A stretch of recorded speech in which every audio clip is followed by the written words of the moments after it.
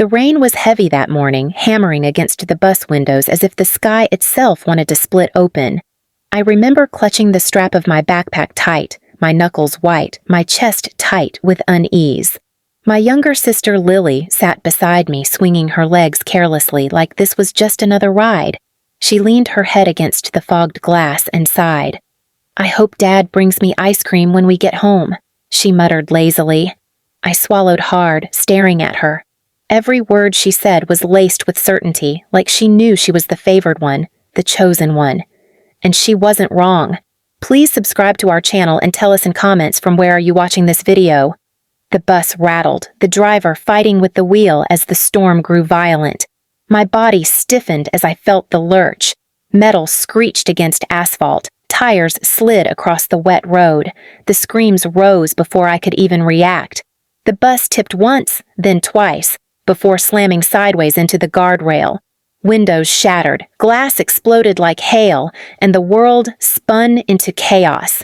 When the crash settled, there was a silence so deep it made my ears ring. Then came the sobs, the moans, the panicked cries.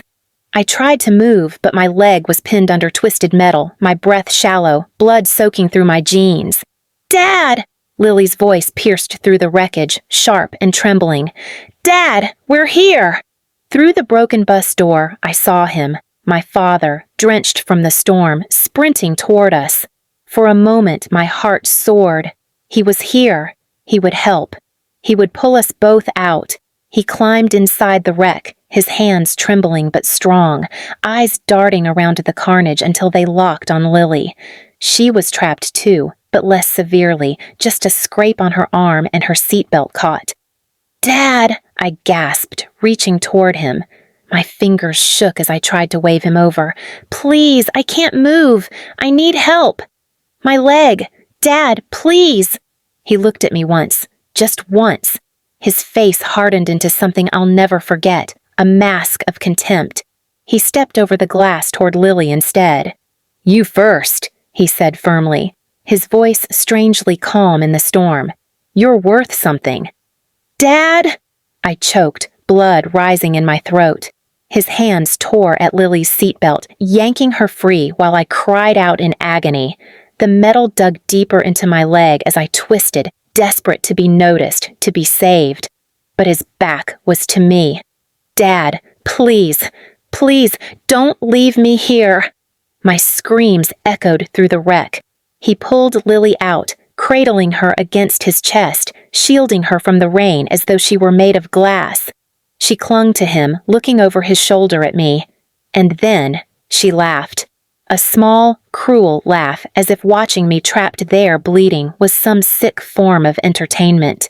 "Don't waste your time, Dad," she whispered against his neck. "She's always been useless."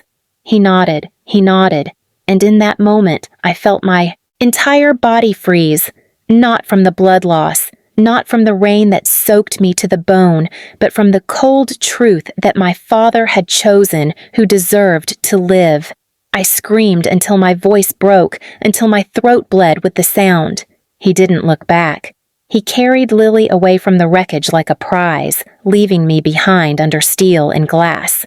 The sirens came minutes later. Red and blue lights flashed through the rain as rescuers stormed the scene. A firefighter crouched low to me, his voice urgent. "Stay with me! We've got you! You're going to make it!" But all I could whisper, over and over, as they cut the metal away from my body, was, "He left me. My own father left me." And in that moment, as the oxygen mask pressed to my face, a vow burned into my chest stronger than any wound. If they thought I would crawl away quietly, broken and discarded, they had no idea what I was capable of. The hospital smelled of antiseptic and steel. The lights were too bright, buzzing above me as I drifted in and out of consciousness. My leg was in a brace, my arms covered in cuts, my ribs taped tight. Every movement was agony, but none of it compared to the burn in my chest when I remembered the truth. He left me. He saved her. The doctors told me I was lucky to be alive. I didn't feel lucky. I felt hollow, emptied out, like my father's choice had cut something deeper than the wreckage ever could. 3 days passed before they came. The door creaked open, and there he was, my father, standing tall and dry now, his shirt crisp, his face indifferent. Lily was behind him, bandaged lightly, her arm in a sling, but her smile smug, like this had all been nothing more than a test she passed, and I failed. "Look who's still clinging on," he said, his tone flat. "Doctors really waste their time, don't they?" My throat tightened, words fighting to climb out. You left me. I was bleeding, screaming for you, and you walked away." He didn't flinch. He didn't stammer or apologize. He leaned closer, his breath sharp with coffee, his voice low enough only I could hear. "You were never meant to survive. You were born weak. That crash just showed the world what I already knew." Lily giggled behind him. "She's just mad because you chose me first, like always." The world spun. My pulse raced, fury heating every vein in my body. "I was your child too," I spat, my voice cracking. He straightened, his jaw set. "No, you're just... Wait, something life dumped on us. You should be grateful Lily's worth made me move at all."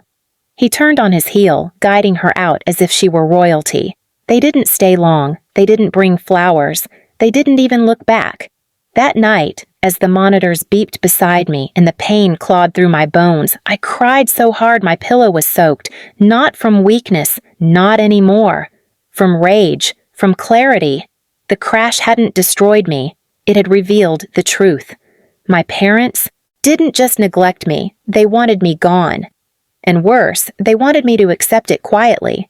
But I wouldn't. I couldn't. Rehabilitation was brutal. Every step felt like walking on fire. Nurses encouraged me, but when visiting hours came, my bed was empty. No family, no calls. No one sat with me while I learned to walk again. Lily was home getting ice cream, trips, gifts, praise. I was limping across a linoleum floor, fueled only by spite.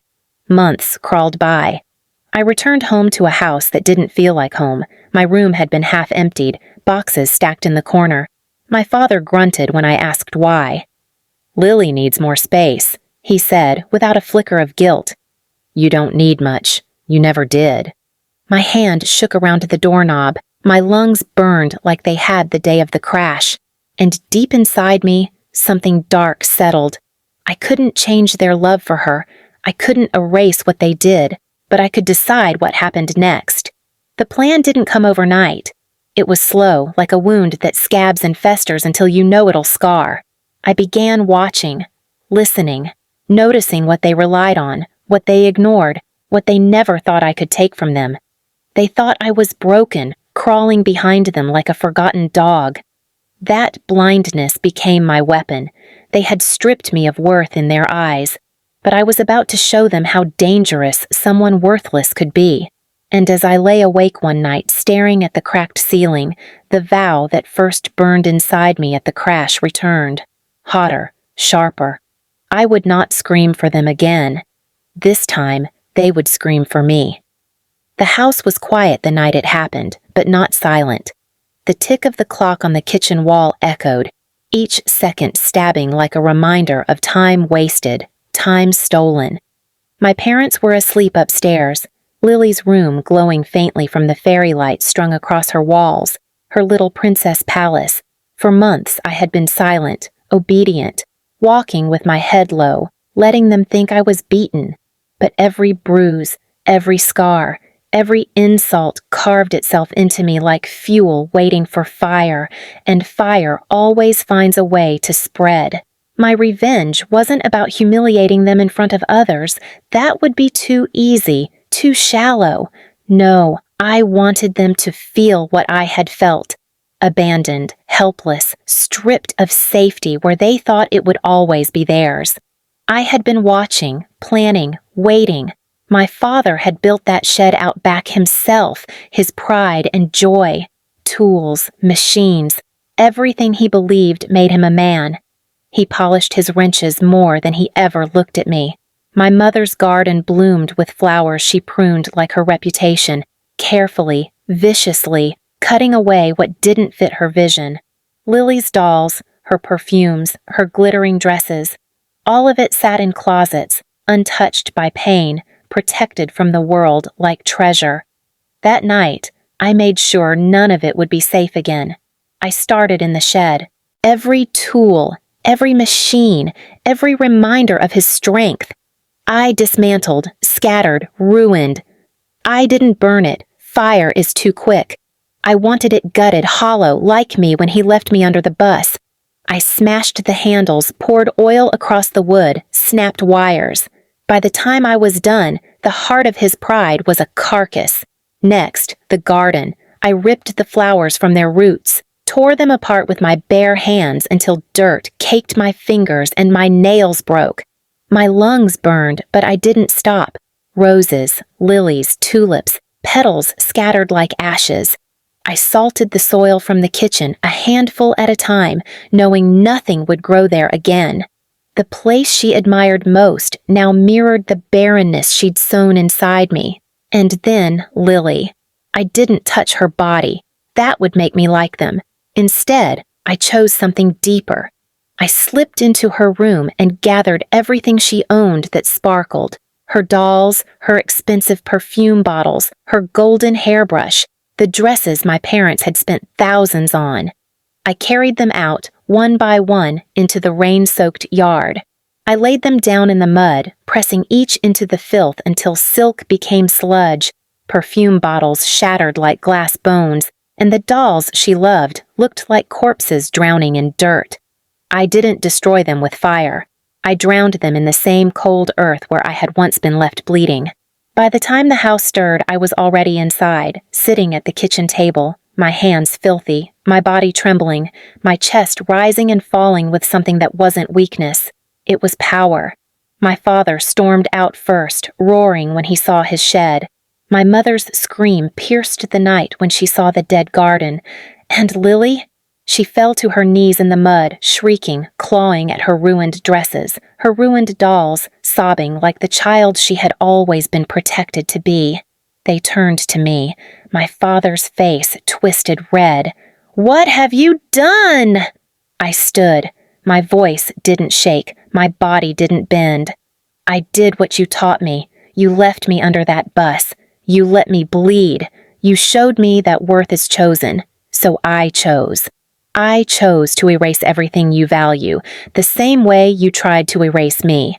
My mother lunged, but I stepped back. My eyes locked with hers. "Now you know what it feels like to lose the things that mattered most. Except I'm not things. I'm flesh. I'm blood. I'm your child. And you threw me away." They froze. For the first time in my life, they had nothing to say. No insult, no sneer, no laugh. Just silence. I left them there in the wreckage, the same way they left me under twisted metal and glass.